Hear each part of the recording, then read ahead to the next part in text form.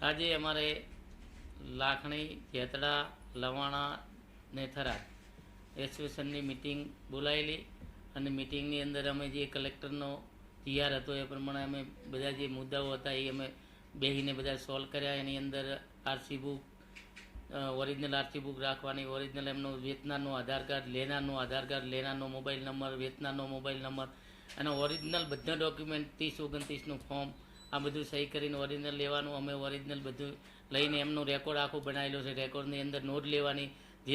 જેટલી ગાડીઓ લાવી હોય, અમે ધારો કે મારા ગમે એ ઓટો કન્સર્નમાં 10 કે 15 ગાડી પડી હોય, એ બધી લીગલી એમના ઓરિજિનલ ડોક્યુમેન્ટ કે બધે પુરાવા અમે રજૂ કરીએ, ઓરિજિનલ રાખીએ. અને અમે કોઈ એવી કોઈ ચોરીની, કોઈ ફાઇનાન્સવાળી કે એવી કોઈ ગાડીઓ અમે વેચતા નથી. અમે બધી લીગલી જ વેચીએ છીએ. ઓટો કન્સર્ન, દરેક ઓટો કન્સર્નના અમારા બધા જેટલા સભ્યો છે બધા ઓરિજિનલ ડોક્યુમેન્ટ રાખે છે. અને બધા જે જીઆર છે કલેક્ટર સાહેબનો ને ડેપ્યુટી સાહેબ થરાદનો, એ પ્રમાણે અમે બધા કમ્પ્લીટ વેપાર ઓરિજિનલ ડોક્યુમેન્ટ રાખીને જ કરીએ છીએ. મારું નામ દાનાભાઈ રાજપૂત. અમારે આજે મિટિંગ અમે બોલાવી હતી ઓટો કન્સર્નની, જેતલા, થરાદ, દિયોદર અને લાખણી ત્રણના એસોસિએશન અમે કરેલું છે ને. એસોસિએશનની અંદર અમે મિટિંગ બોલાવી હતી.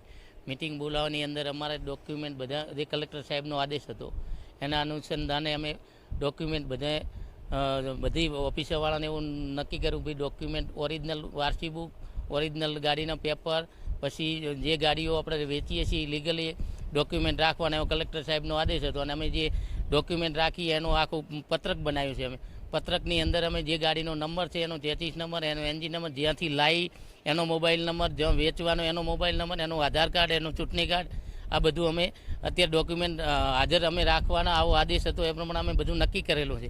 અને બધા ઓટો કન્સર્ટવાળાને અમારે લીગલી ધંધો અમે કરીએ છીએ. લીગલી ઓરિજિનલ ગાડીઓ લાવીએ, પાર્ટીઓ પાસેથી ઓરિજિનલ પાર્ટી પાસે લાવીએ અને ઓરિજિનલ પાર્ટી પાસે વેચીએ. કોઈ અમે ચોરીનું વાહન કે આવું બધું અમે કોઈ વેચતા નથી. અમે લીગલી કાયદેસરનો બધા ઓટો કન્સર્ટવાળા એમની રોજીરોટી માટે બધા ધંધો કરીએ છીએ. અને આ ધંધો અમે અમારા બધા ઓટો કન્સર્નના નિયમ પ્રમાણે જ કરીએ છીએ. અને કલેક્ટર સાહેબનો પણ જે નિયમ છે એ પ્રમાણે અમે પાલન કરીએ છીએ.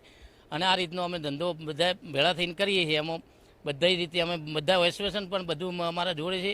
અને અમે પણ બધા અધિકારીઓને બધાને એનો અમલ કરી